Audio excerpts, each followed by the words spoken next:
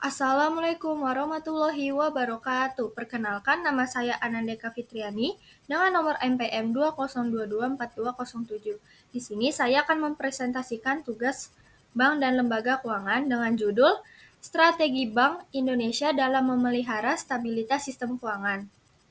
Yang pertama adalah latar belakang. Stabilitas sistem keuangan adalah kondisi sistem keuangan yang berfungsi secara efektif dan efisien, serta mampu bertahan dari gejolak yang bersumber dari dalam negeri dan luar negeri.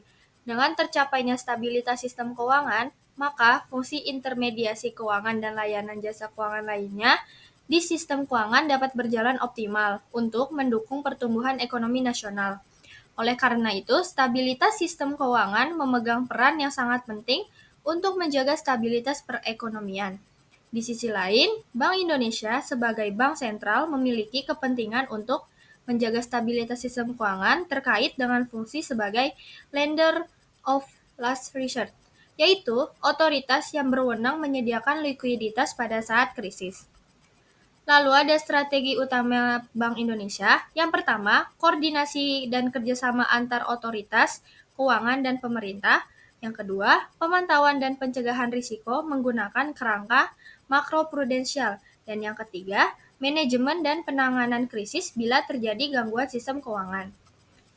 Lalu selanjutnya ada koordinasi dan kerjasama. Stabilitas sistem keuangan merupakan lembaga koordinasi antar otoritas yang dibentuk berdasarkan Undang-Undang Nomor 9 Tahun 2016 tentang pencegahan dan penanganan krisis sistem keuangan.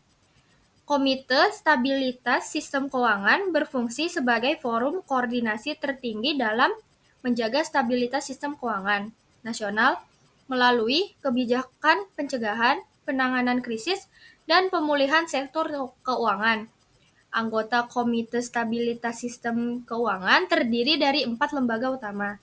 Yang pertama ada Bank Indonesia atau BI. Tugasnya menjaga stabilitas moneter, sistem pembayaran, dan menjalankan kebijakan makroprudensial. Lalu ada Otoritas Jasa Keuangan atau OJK. Tugasnya mengawasi dan mengatur seluruh lembaga keuangan seperti bank, asuransi, dan pasar modal. Lalu ada Lembaga Penjamin Simpanan atau LPS. Tugasnya menjamin simpanan masyarakat dan turut berperan dalam resolusi bank bermasalah. Lalu yang terakhir ada Kementerian Keuangan atau Kemenko. Bertanggung jawab atas kebijakan fiskal dan memiliki peran penting dalam penyediaan dukungan keuangan negara saat terjadi krisis. Lalu ada manfaat memelihara stabilitas sistem keuangan. Yang pertama ada menjaga kepercayaan publik terhadap sistem keuangan. Yang kedua, mendorong pertumbuhan ekonomi yang berkelanjutan. Yang ketiga, menjaga nilai tukar dan inflasi tetap terkendali. Dan yang terakhir, mendukung efisiensi dan keandalan sistem pembayaran. Lalu, ada strategi kebijakan moneter terintegrasi dengan stabilitas keuangan. Kerangka kebijakan moneter meliputi strategi kebijakan moneter dan implementasi kebijakan moneter. Kerangka kerja kebijakan moneter yang diimplementasikan oleh Bank Indonesia adalah Inflation Targeting Framework atau disebut juga ITF. ITF adalah suatu kerangka kerja framework kebijakan moneter mengenai kisaran target sasaran inflasi yang hendak dicapai dalam beberapa periode ke depan, serta diumumkan kepada publik sebagai perwujudan dari komitmen dan akuntabilitas Bank Sentral. Bank Indonesia terus melakukan penyempurnaan kebijakan moneter guna memperkuat efektivitasnya. Hal ini dilakukan agar Bank Indonesia dapat menangani dinamika dan tantangan perekonomian yang terus berubah. Selanjutnya ada tujuan kebijakan moneter. Tujuannya mencapai dan memelihara stabilitas nilai rupiah yang meliputi kestabilan harga barang dan jasa, inflasi rendah dan stabil, serta kestabilan nilai tukar rupiah.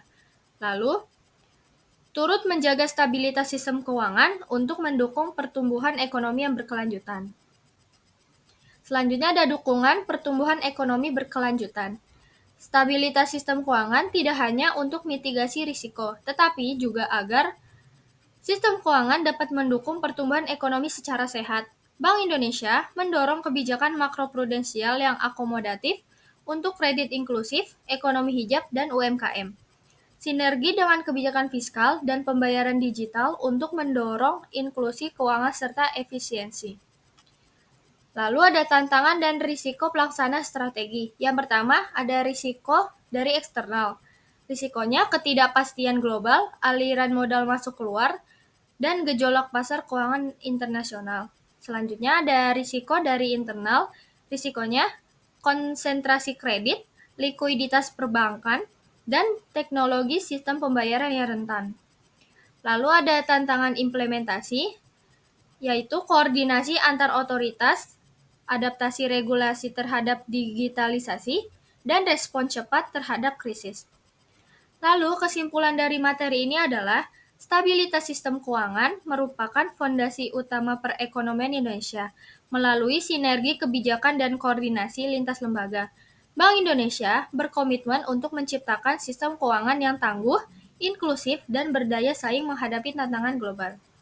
Sekian presentasi dari saya, kurang lebihnya mohon maaf. Wassalamualaikum warahmatullahi wabarakatuh.